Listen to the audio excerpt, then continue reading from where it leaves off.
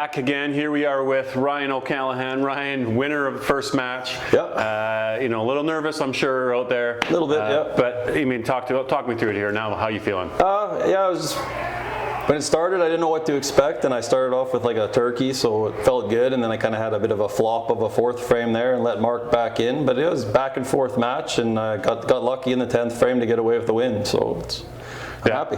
Yeah, but you also still had to throw your shots. Right. There were some times you had to grind and you had to work and you had to keep going. A couple of whoopsies frames. I wouldn't say to be expected, but not surprised. No. So take that for what you will. It's not a slight, but no. So you go 5, miss, big deal.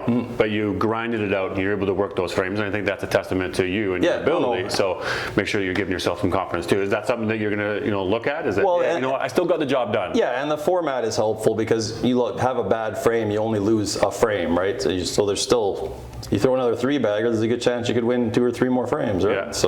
Yeah, and I'm sure nervous near the end. Mark Miller definitely started to get his mojo going. 8th and 9th were great shots. Yeah, absolutely. You throw a 27 count to finish in 10, right. Which certainly put some pressure on. Yep. But he had the opportunity that he could have certainly thrown a strike and for sure. be able to win it. He throws the first one, he wins the match. And then a sense of relief. It was unexpected. I honestly thought going to the 10th that I'd probably lost, but it was a great experience either way. So. Yeah, well, here you are going into round 2, and you're up against a big beast challenge here. We got Tyler Tytgat. Yep. Any thoughts? Have you played him this year on playing against? Yeah, we actually played in Red Deer in the 16s, and basically the winner of we were the last match on the 16s, and basically the winner of the match was moving to the 8s, and the loser of the match was going home, and I got lucky and had a pretty good game against him and managed to win. So is that something that you'll draw on, that specific memories from the match, or is there a little bit different here as you're playing? It's a little bit. I mean, it's the same kind of format. I know it's not Pin's game there, but I mean it's 1-on-1, and it's 1 frame, 2 frame, 2 frame, same.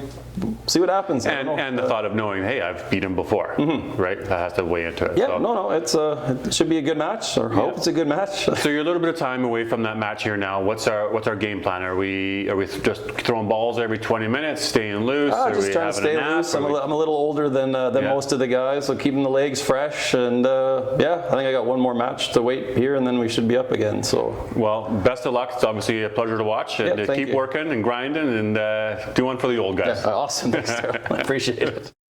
Number 2 qualifier, no stranger to this, Tyler Tytgat. Yeah, been here a few times now. Yeah, congratulations. And obviously, Tyler, beginning the year, you're looking at things, you're looking at their number of tournaments out there. The tour finals has to be something in the media goals. Is that something that you strive for, and it's an automatic that we have to make? Absolutely. I talk about all the time, like consistency is always my goal, and tour finals is proof of consistency. You have to be in the top 12. And you have to go deep in at least 1 or 2 tournaments to get there. So yeah, it's always on my mind starting the year off. And you did, speaking of the tournaments, obviously the TPC here at Sherwood Bowl, and then Regina, a couple of strong tournaments for yourselves. Is that something, I mean, obviously bowling TPC here at Sherwood, and this is where tour finals, is that some benefit to you that's where you've played well at in this structure? I think so, yeah. Sherwood Park's obviously a strong house. I bowl league here. TPC is hosted here as well, so I feel comfortable in the lanes. I think mentally, comparing it to Masters, is a little bit nicer than Bonnie Doon. It's a bit more controlled, not as prone to those really, really big, long strike games. So it's a little bit more confident feeling here.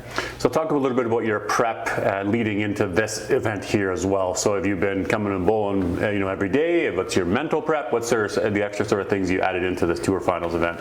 Yeah, I mean, this is my first year kind of like fully immersed in the adult series. Obviously COVID took a couple of years away, so bowling Masters was a bit strange to be competitive that late in the year. So I actually didn't practice a whole lot because I was still feeling fairly comfortable for Masters.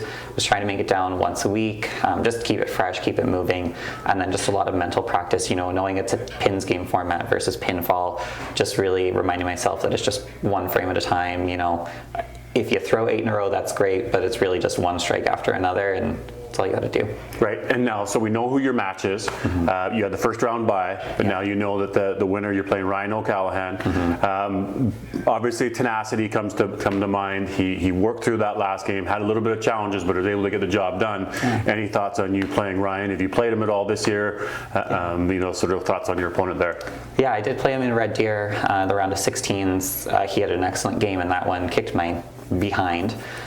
So I'm not super worried because it's the only time that we've ever played each other. Obviously, yeah, he grinded that match out well, but I did see those moments of weakness, and I think I'm really just going to try and capitalize on those, throw the strikes when I need to, and get out of that game early. Yeah, now obviously your name's been on this trophy before, 2017, 2018. Yes. There's a few players out there looking to get their name on it second time. Yeah. You're obviously, was that something that you sort of weighs on, that I want to be the first two-time winner?